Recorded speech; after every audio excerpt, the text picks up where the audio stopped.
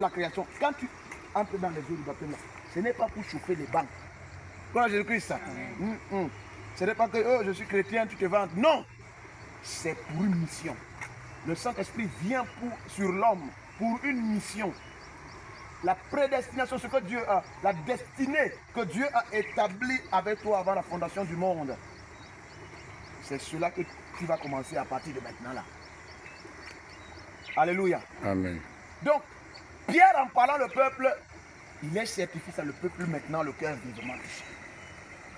Vous allez voir dans le livre de Acte 2, verset 37.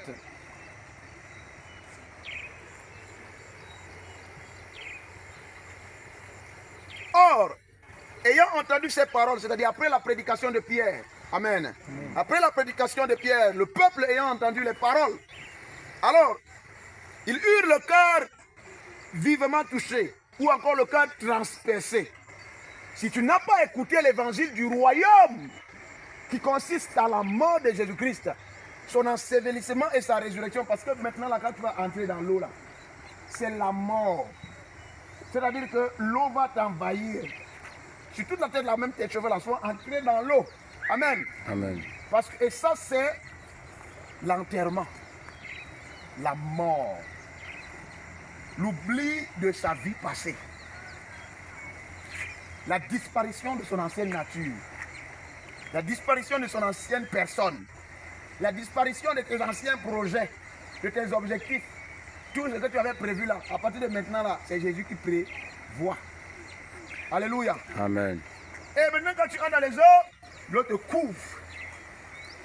Quand tu ressors, tu sors en nouveauté de vie. C'est ça qu'on appelle la résurrection. Dans Romains chapitre 6, la Bible dit que nous mourons avec lui et nous ressuscitons afin de marcher dans une vie nouvelle, une nouveauté de vie. Ça veut dire que si vous voyez quelqu'un entrer dans les eaux du baptême, il sort, il devient pire, c'est qu'il n'a jamais cru à Jésus-Christ. Parce que ce n'est pas l'eau là qui va te transformer. L'eau là, la Bible dit, ici vous allez voir, il dit, or, ayant entendu ces paroles, ils eurent le cœur transpercé et ils dirent à Pétros, à Pierre et aux autres apôtres, hommes frères, que ferons-nous? Voilà la question que les hommes doivent se poser. Qu'allons-nous faire pour être sauvés? On a dit aux hommes que ce sont les prophètes qui sauvent. Mais même les prophètes rendent témoignage que Jésus-Christ est le seul sauveur. Même Mohamed rend témoignage que Jésus-Christ est le seul sauveur. Même quand vous allez lire le Coran, il y a des sourates qui parlent que Mohamed lui-même rend témoignage que Jésus-Christ est le souffle de vie.